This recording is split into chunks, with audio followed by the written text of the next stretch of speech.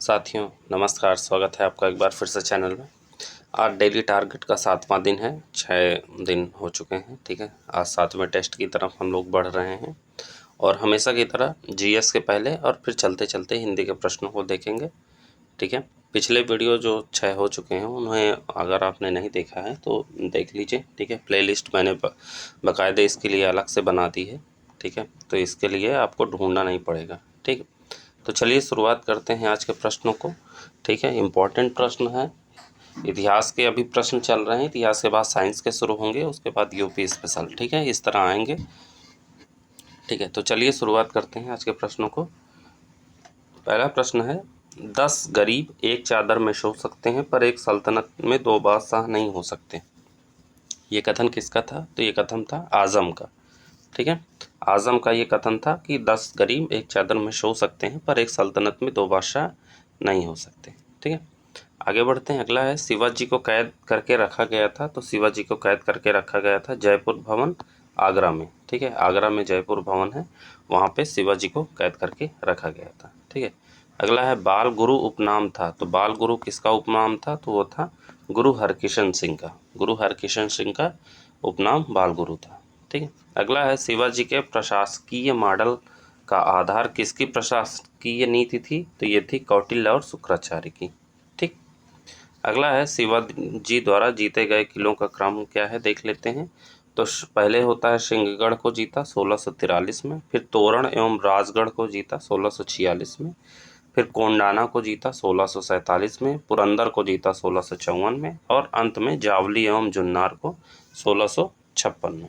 ठीक है, तो इस तरह क्रम है, जरूर याद कर लीजिएगा क्योंकि सही मिलान में आ जाता है। ठीक, अगला है, मराठा काल में हुई संधियों का कालक्रम।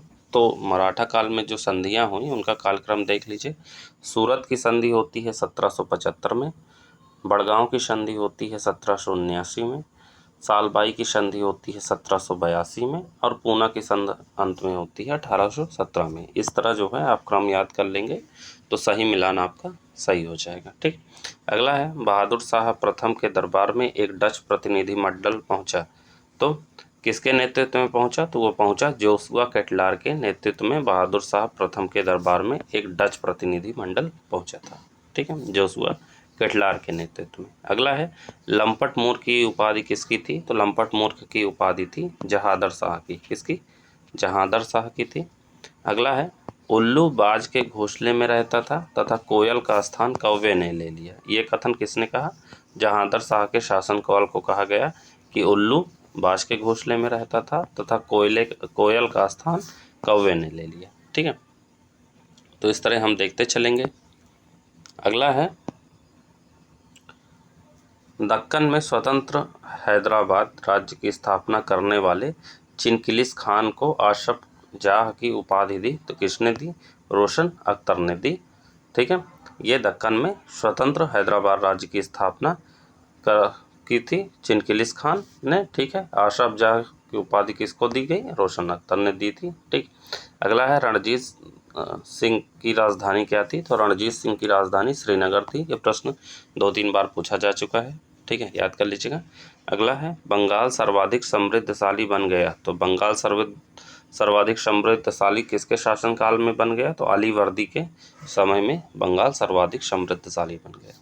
अगला है, बंगाल, अवध और हैदराबाद स्वतंत्र राज्य स्थापित किए गए किसके समय? मोहम्मद शाह के समय ये स्वतंत्र राज्य स्थापित किए गए, बंगाल, अवध और हैदराबाद। ठीक, अगला है, सलहार का युद्ध। तो सलहार का युद्ध कब होता है? 1672 ईस्वी में होता है। इसमें शिवाजी ने मुगलों को हराया था। ठीक है, याद कर लीजिएगा, सलहार का युद्ध 1672 में, जिसमें शिवाजी ने मुगलों को हराया था। अगला है, पेशवा मराठा साम्राज्य का वास्तविक शासक बन गया कब?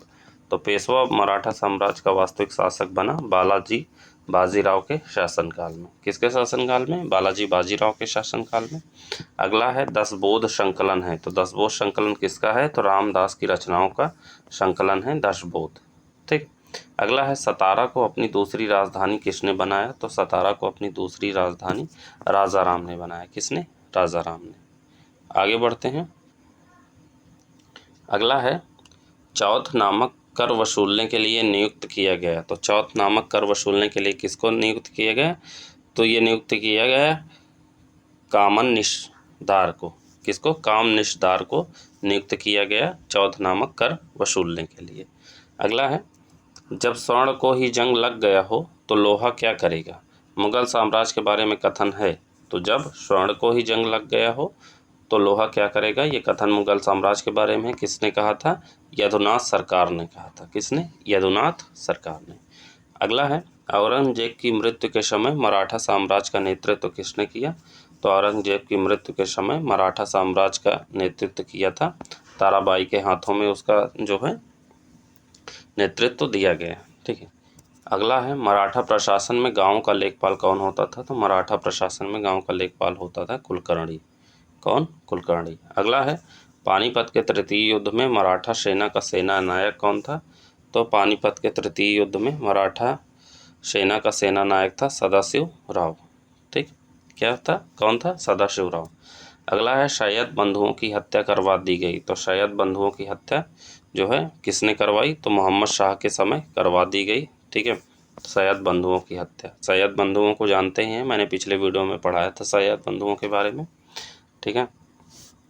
अगला है, दिल्ली पर अंग्रेज़ों का अधिकार हो गया। तो दिल्ली पर अंग्रेज़ों का अधिकार कब हो गया? 1803 ईस्वी में। ठीक है, यानी दिल्ली पर अंग्रेज़ों ने अधिकार कर लिया 1803 में। अगला है, दक्कन में गोरिल्ला पद्धति का प्रथम आविष्कार।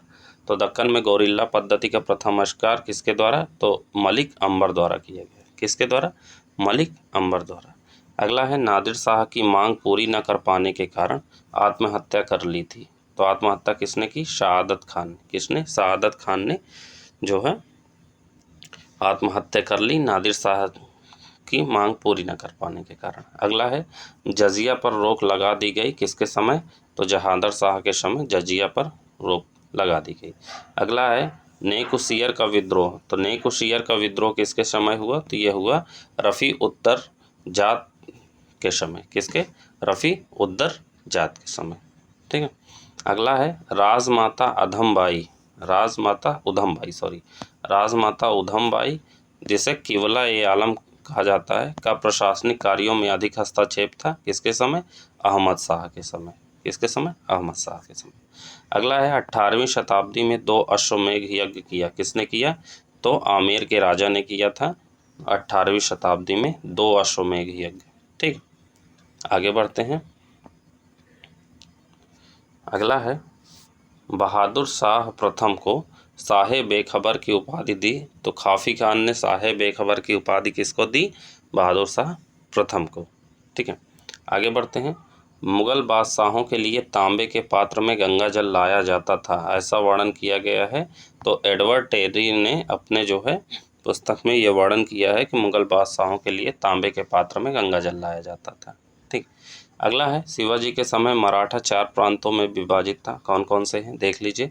उत्तरी प्रांत जो है को संभालने वाले थे मोरो त्रयंबक पिंगले। दक्षिणी प्रांत को संभालने वाले अन्नादी दत्तो। दक्षिणी पूर्वी प्रांत दत्तोजी पंत और दक्षिण प्रांत रघुनाथ पंत हनुमंते। देखिए, अन्नाजी दत्तो और दत्तोजी पंत दोनों अलग अलग हैं, कन्फ्यूज़न होता है तो याद कर लीजिएगा। देखो, दक्षिणी पश्चिमी प्रांत में अन्नाजी दत्तो और दक्षिणी पूर्वी प्रांत में दत्तोजी पंत थे। ठीक है, और दक्षिण प्रांत में रघुनाथ पंत हनुमंते। ठीक है। अगला है, जाटों का अफलातून कहा जाता है। तो जाटों का अफलातून किसे कहा जाता था? तो सूरजमल को कहा जाता है। ठीक है।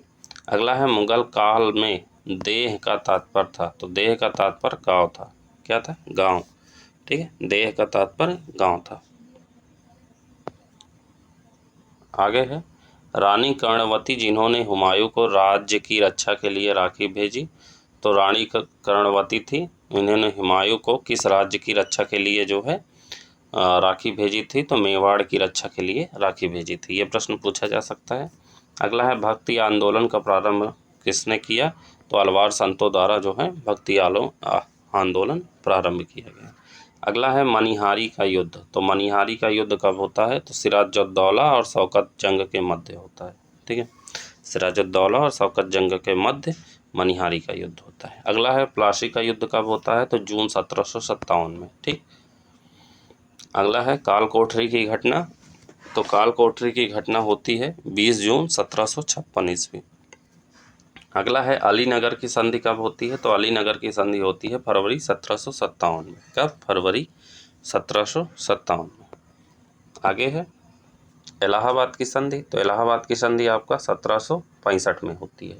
ठीक है, क्रम पूछ लेगा तो यही सब सारी संधियां देखते चलिएगा, युद्ध देखते चलिएगा, जिससे आप सही सही टिक लगा के आ पाएँ, क्योंकि जो है सही मिलान वाले बहुत सारे प्रश्न पूछता है। अगला है सप्तवर्षीय युद्ध का अंश था। तो सप्तवर्षीय युद्ध का अंश था तृतीय कर्नाटक युद्ध। जो है तृतीय कर्नाटक युद्ध को सप्तवर्षीय युद्ध का अंश कहा जाता है। अगला है यूरोपीय कंपनियों द्वारा प्रथम फैक्ट्री की स्थापना कहाँ कहाँ किसके किसके द्वारा की गई? तो पुर्तगाली द्वारा जो है की गई 1503 में, डच द्वारा 1605 में, अंग्रेज द्वारा 1613 में और फ्रांसीसी द्वारा 1668 में। ठीक है, 18वीं सदी में लड़े गए भारत में लड़े गए युद्धों का कालक्रम देख लीजिए। अंबर युद्ध होता है 1749 में, प्लासी युद्ध होता है 1757 में, वांडीवाश युद्ध होता है 1760 में और बक्सर युद्ध होता है 1764 में। ये कालक्रम है, देख लीजिए एक बार। अंबर युद्ध, प्लासी, फिर वांडीवास, फिर अंत में बक्सर। ठीक, इस तरह देखते चलिए। अगला है फतेह चंद को जगत सेठ की उपाधि दी। तो फतेह चंद को जगत सेठ की उपाधि किसने दी? तो मोहम्मद शाह ने फतेह चंद को जगत सेठ की उपाधि दी। ठीक है, अगला है किस कवि ने प्लासी की लड़ाई को एक स्थायी दुख भरी राहत कहा? ठीक है, तो ऐसा कौन सा कवि था जिसने प्लासी की लड़ाई को एक स्थायी दुख भरी राहत कहा? तो नवीन चंद्र सेन ने जो है प्लासी की लड़ाई को एक स्थायी दुख भरी राहत कहा। अगला है भारत में नीले जल की नीति यानी ब्लू वाटर पॉलिसी, नीले जल की नीति को अपनाया। तो किसने अपनाया? पुर्तगालियों ने जो है ब्लू वाटर पॉलिसी को अपनाया।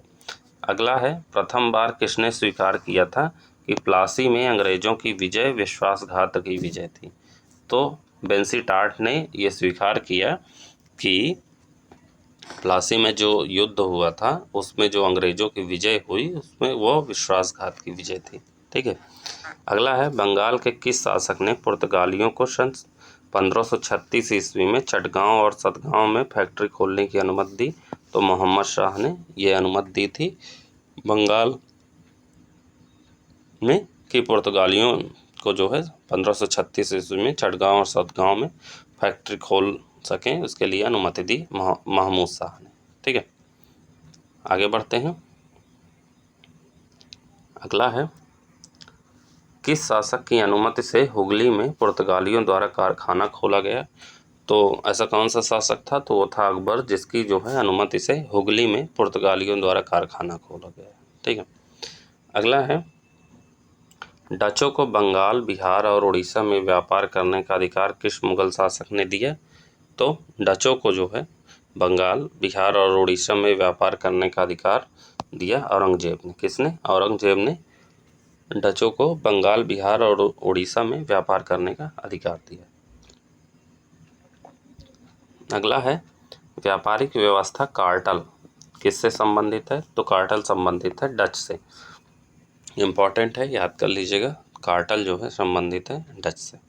अगला है बंगाल के नवाबों का क्रम एक बार देख लीजिए। तो बंगाल के नवाबों का क्रम सरफराज खां, फिर अलीवर्दी खां, फिर सिराजुद्दौला और फिर मीर जाफर। ये कुछ जो हैं जो महत्वपूर्ण हैं उनका कालक्रम है। ठीक है, बाकी बंगाल के और बहुत सारे नवाब रहे हैं, तो ये जो महत्वपूर्ण है सरफराज खां, फिर अलीवर्दी खां, फिर सिराजुद्दौला, फिर मीर जाफर। ठीक है, अगला है भारत में पुर्तगाली सरकार के मुख्यालय या राजधानी को कोचीन से गोवा स्थानांतरित किया। तो किसने स्थानांतरित किया? नीनो दा कुन्हा ने। किसने? नीनो दा कुन्हा ने जो है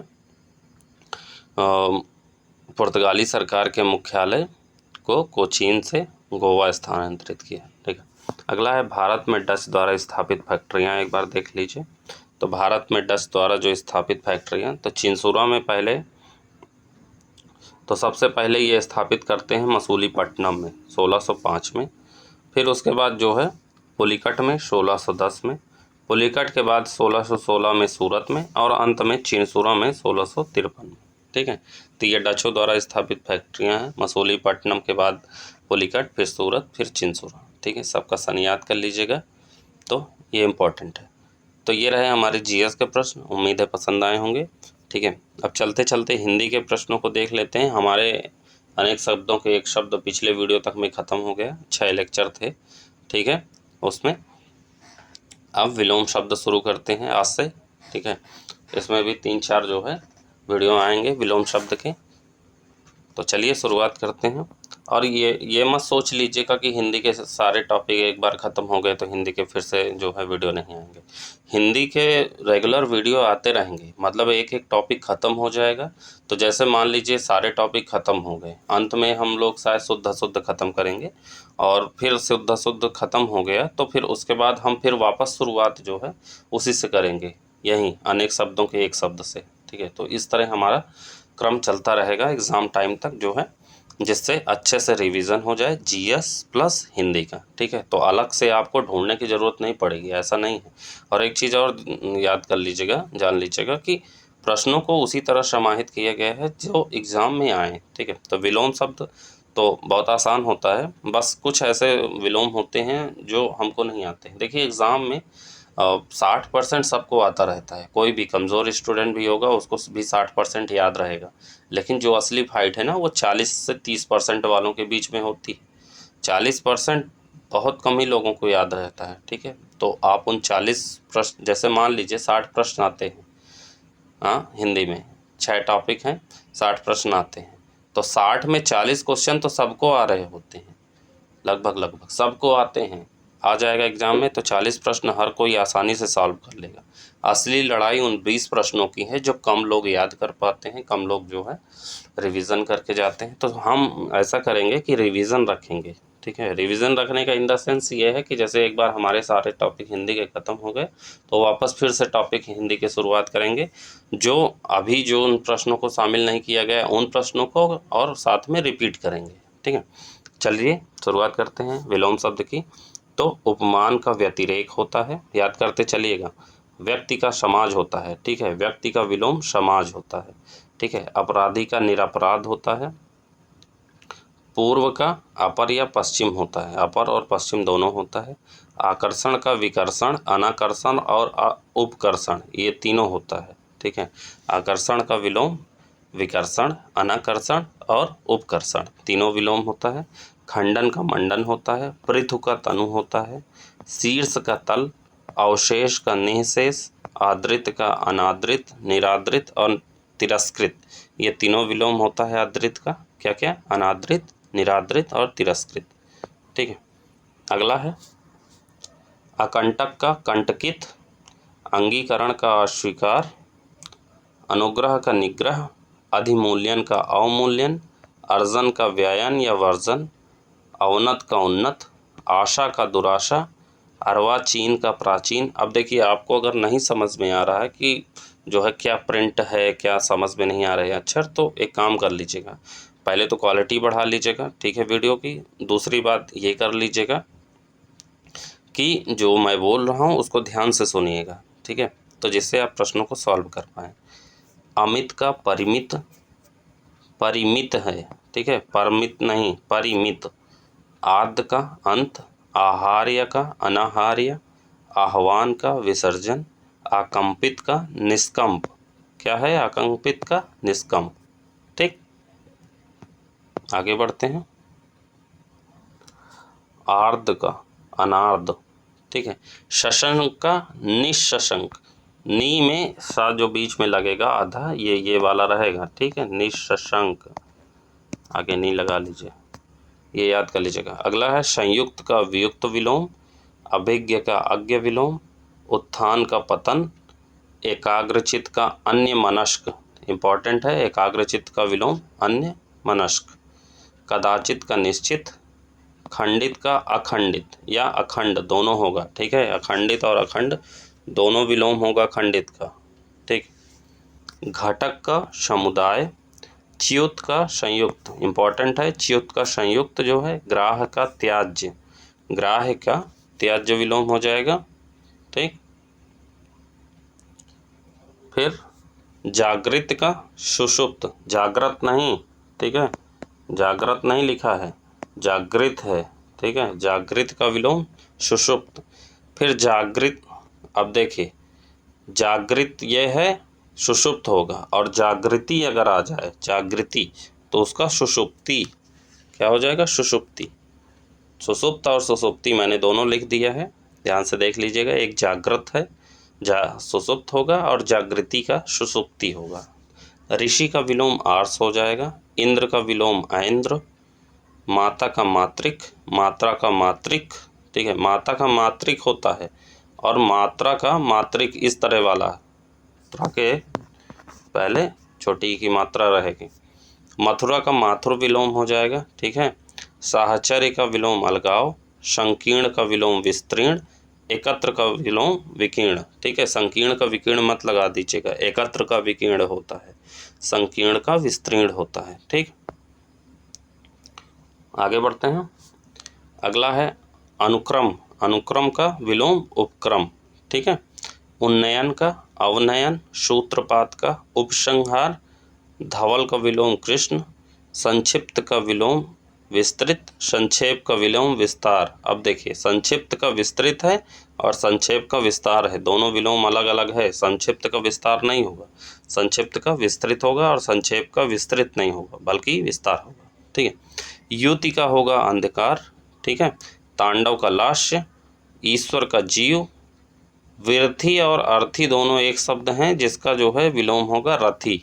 विरथी अर्थी का मतलब होता है पैदल सैनिक, ठीक है। विरथी या अर्थी लिखा है तो इसका मतलब पैदल सैनिक है, जिसका विलोम हो जाएगा रथी, ठीक। अगला है भाव और विभव, भाव और विभव दोनों समानार्थी हैं जिसका विलोम होता है पराभव।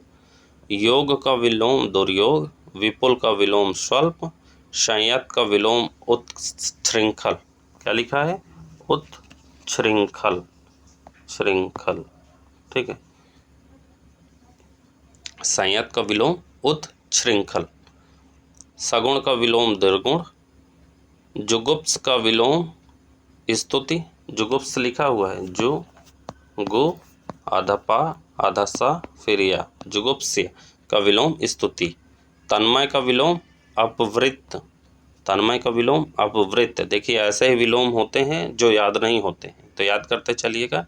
जुगुप्स क्या विलोम स्तुति, और तन्मय का विलोम अपवृत्त। दुर्विसंधि, दुर्विसंधि का विलोम निष्कपट। परिशीलन, परिशीलन का विलोम अनध्ययन। क्या है, अनध्ययन, याद कर लीजिएगा, इंपॉर्टेंट है।